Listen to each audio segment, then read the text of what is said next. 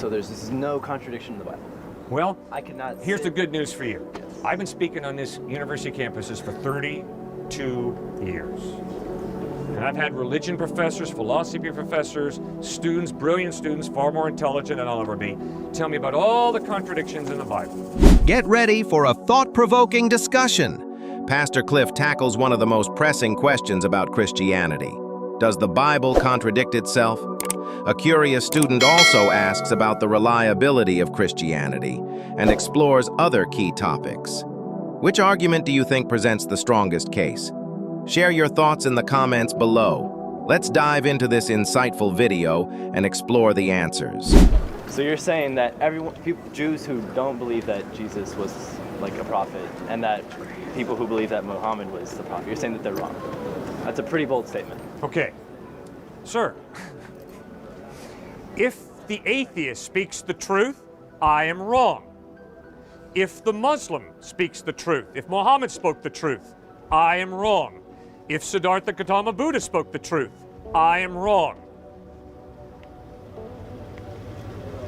Right? Sure. Okay. If Jesus Christ spoke the truth, then I'm going to heaven, because he promised eternal life to all who trusted in him. So, sir, let's be real honest. Pardon? Do you trust Jesus? I trust Jesus. But, sir, let's be real honest. Every time anybody makes a truth claim, I don't care if you're an atheist, a Hindu, a Muslim, a Christian, a Jew, that means whatever contradicts that truth claim is wrong. So, obviously then the question becomes, who are you going to trust to tell you the truth about God? Who are you going to trust to tell you the truth about heaven?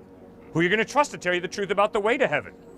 And I'm standing here saying, the reason that I think it's wise to trust Jesus Christ is because the historical evidence of the way he lived, the content of his ethical teaching, Robert Coles, the psychology professor at Harvard, pointed out, all the writings on ethics over the past 2,000 years are simply footnotes to the Sermon on the Mount. Ethical brilliance in the Sermon on the Mount. And where did that come from? From Jesus. I'm saying before that. Like, you could trace ethical beliefs in Christianity to Egyptian beliefs. And Yes. that you could trace to other beliefs. Yes. And I mean, you've only shown me that there's consistency within people, not within religions. And I asked my question again, why Christianity over other religions? Well, the first point is I don't put my faith in Christianity. Christianity has been used to justify the Crusades, the Inquisition, the Salem witch trials, all right? I put my faith in Jesus Christ. Christianity has been used to justify slavery in the United States. I would never put my faith in Christianity, all right? Tons of problems with Christianity.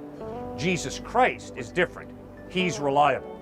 His sinless life, his amazing ethical teachings, his death on a cross forgiving his enemies, and his resurrection from the dead convinces me he's reliable. I can promise you, sir, if you die and rise from the dead, I will listen very carefully to everything you have to say. So that's why I trust Jesus. I mean, but other religions have miraculous, miracles that have happened that make them believe that. If you were a Muslim, you would be just as, convinced that Muhammad was the prophet. Just as convinced. And you'd be telling me that Muhammad is the truth and that he had the truth and not Jesus. Jesus was wrong. Everyone before Muhammad was wrong. Okay, so now you and I are going to try and be objective in our search for truth, which means we aim towards that, I hope. I hope you're being taught here at this fine university to try and be as objective as you can. So you've given every religion an equal chance. That would be objective. I could not disagree with you more. I used to be impressed with that line of thinking. It's impossible to do what you just said. And you see, what you just said, I think, doesn't show open-mindedness. Quite to the contrary, it shows cynicism towards truth. Obviously, there's no way that any one of us can study every philosophy, every worldview, and every religion equally. That's impossible. You can try it. It's impossible. You don't have that many hours in a day to study every philosophy, every religion, every worldview. You had better look out there and say, okay, what has the ring of truth? What seems to be plausible? What seems to be reasonable? And then you better go after the options. And if someone presents you an option that's better than yours, you better be willing to change, and I better be willing to change. So, be careful of that line of thinking, because it's pretty prevalent in our culture But it doesn't show, I don't think, a real open-mindedness. Instead, it says, and I'm not really going to try, because I can't obviously study every philosophy and every religion equally. There's no way you could do that. You only need to study two, though. You only need to study two. All right, what are the two? So I'm saying everyone says that their religion's right. So you only need to study two religions to show that either one of them's wrong. Because you said that, like, the whole contradiction thing. Yeah, good. So you bet. So I got Muslim friends. okay. Okay? So you bet. If I claim to love my Muslim friend, I better read the Quran. And I better seek to understand, why is my friend a Muslim? I've got atheist friends. So you're right. I better listen very carefully to why my friends are atheists if I claim to love them. And that's what I try and do. And so, sir, I'll tell you exactly why I'm not a Muslim. I'll tell you exactly why I'm not an atheist. I'll tell you exactly why I'm a Christian, a follower of Jesus Christ. Because I have friends in these different belief systems. All right, I'll tell you exactly. The majority of my friends are materialists. The majority of my friends live for money. And I can promise you, sir, my friends are good at it. My friends are in Goldman Sachs, JP Morgan, Wall Street, and I promise you, sir, they are good at it. I am convinced to put your faith ultimately in materialism and making money is an incredibly empty life. Are there perks? Oh, yes, there are. Are there benefits? Yes, there are. Am I saying that money is evil? No, money's good. The Bible teaches that repeatedly. But to live for money, which is what the majority of my friends live for, wow, what a mistake. I never got your name. I'm Cliff. Cliff, good to meet you. Good to meet you. Cliff, I'm sorry, but I still don't feel that you've answered my question. All right, sorry, what's your question? Why Christianity over other religions? Because the evidence is Jesus Christ is reliable in a way that none of the options are. So Muhammad isn't reliable? Not in the same way that Jesus is, correct. I have respect for Muhammad. He taught one of his 5 pillars, give alms to the poor. I respect that highly. So I respect that part of what he taught. But to trust Muhammad to give me the truth about God, in light of the way he lived his life, in light of the internal contradictions in the Quran, I could never do that. I'd have to part company with my brain. I can't do that. So you can't have a brain and believe in Muhammad? I personally am convinced that there are so many logical inconsistencies in what Muhammad taught that for me to follow him would be I'd have to cut off my mind. Like what? Like what? All right. Muhammad lived from 570 to about 632 AD. So obviously he never met Jesus. Right? He lives 500 years after, or more than 500. Right. But the eyewitnesses, those who met Jesus, Matthew, Mark, John, Peter, James, insisted Jesus claimed to be God. Now, Muhammad has a great deal of respect for Jesus, but he says Jesus is just a good teacher. He denies his deity. That's impossible. That's the one option about Jesus you can't take. Because clearly Jesus claimed to be God, which means he's either a false teacher or else he is who he claimed to be. He's not this middle ground option that Muhammad chose, which is, wow, great teacher, great prophet from God? No, because Jesus claimed to be God. He's either a blasphemer or else he spoke the truth. So there's an internal contradiction. It's who is Jesus? Just a good prophet, the way Muhammad taught, or God? Now, because Muhammad never met Christ, I'm not going to trust him to be my primary source of information. I'm going to go to the eyewitness. I think you would do the same. So Jesus had no contradictions in anything he ever said, and none of the Bible has any contradiction at all? I don't know. I've only read selects. There's no contradiction in the Bible, zero, and in what Jesus said. You know more about it than I do. There are textual problems in the Bible. What does that mean? That means the New Testament that we have today in English is based on over 5,200 Greek manuscripts, which means we have an incredibly high degree of certainty that we really have what the authors wrote, but there are variants in those manuscripts. For instance, Matthew chapter 1. In some of the Greek manuscripts, it's stated once, Jesus was the son of Mary, a virgin. But in other Greek manuscripts, twice in Matthew chapter 1, you've got Jesus was the son of Mary who was a virgin. So you obviously have manuscript variants.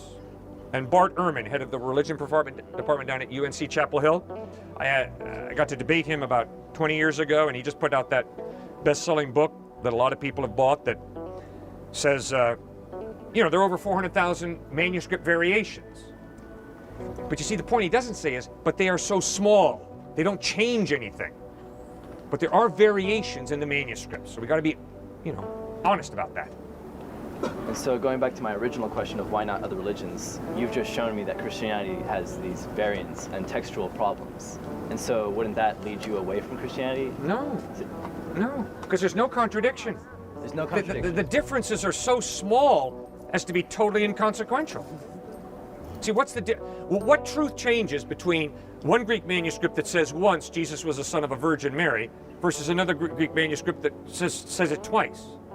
I mean, it doesn't change anything. So there's no contradiction in the Bible. Well, here's the good news for you. Yes. I've been speaking on this university campuses for 32 years. And I've had religion professors, philosophy professors, students, brilliant students, far more intelligent than I'll ever be, tell me about all the contradictions in the Bible. They haven't hit one yet.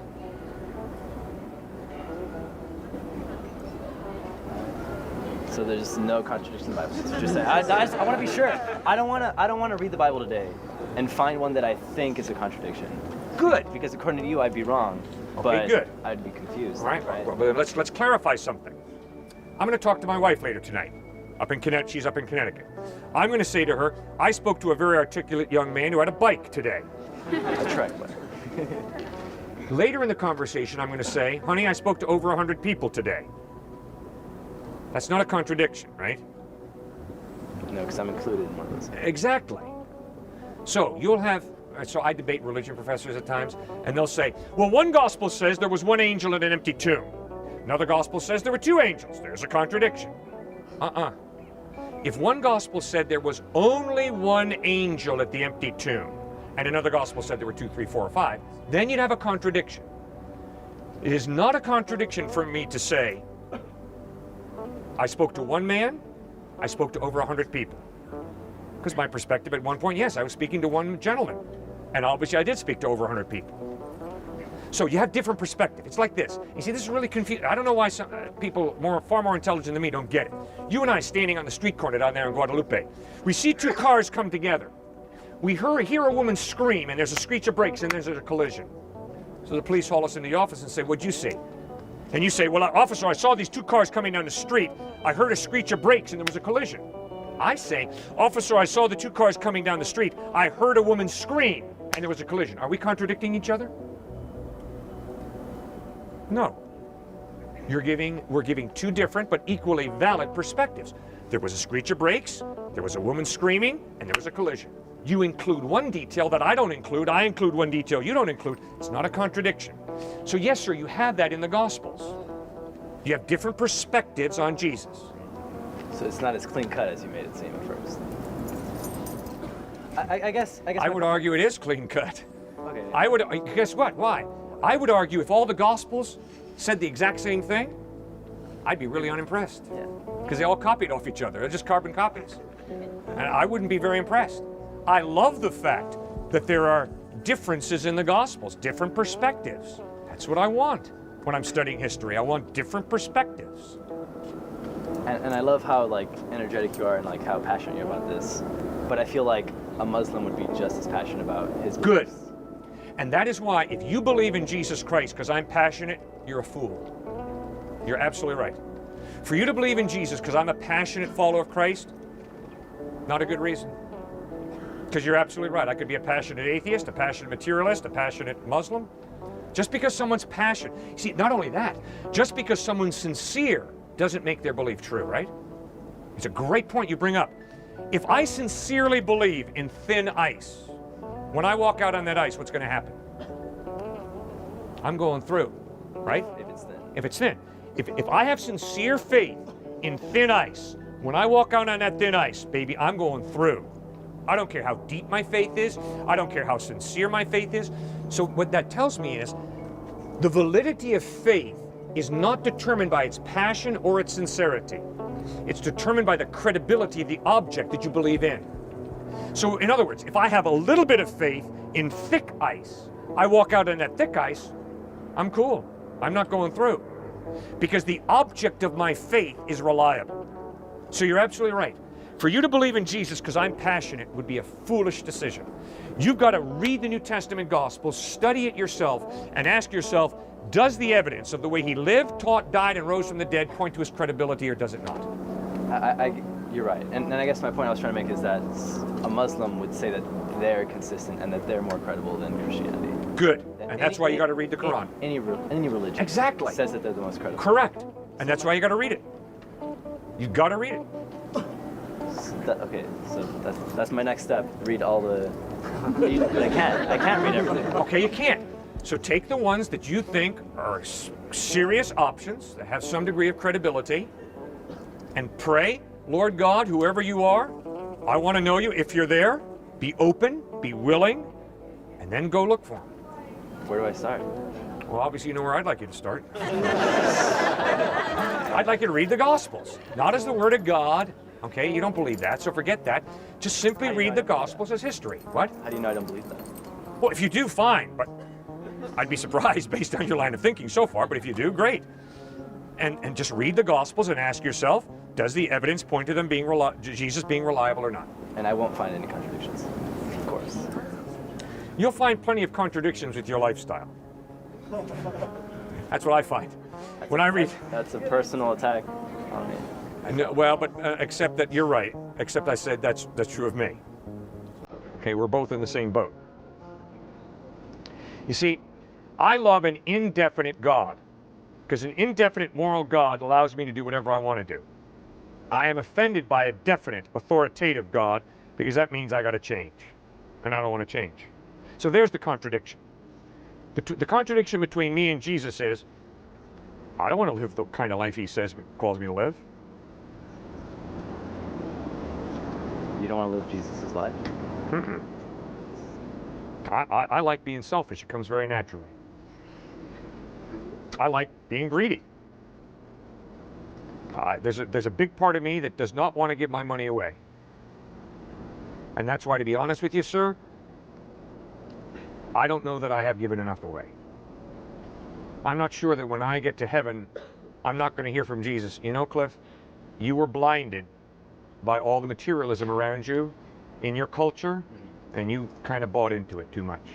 Now, I try to give away, okay? I try to obey Jesus and I try to give away, but I'm not sure that I haven't rationalized a lifestyle that is too opulent, it's too much taking care of me and mine, and not generous enough to God's unfed children. And you see, that bugs me. See, that'd be a very good reason for me not to believe in Jesus. So that's the contradiction. And I don't know you, but I can almost guarantee you, because you're a fellow sinner like I am, that's going to be the hard part. I'm a sinner? Mm-hmm. Oh, no. Well, Jesus says we all are sinners. And I've only met one student at MIT who claimed to be perfect. Now, if you want to be the second one, go right ahead and claim to be morally perfect, but I can promise you all of his MIT classmates burst into laughter. Because we know we're not perfect morally. We experience guilt. We know we've done wrong at times. I certainly have. Well, you've given me a lot to think about. Thanks for talking with me. You do give a lot. Thank you. I believe you found this video helpful. Don't forget to share your thoughts in the comments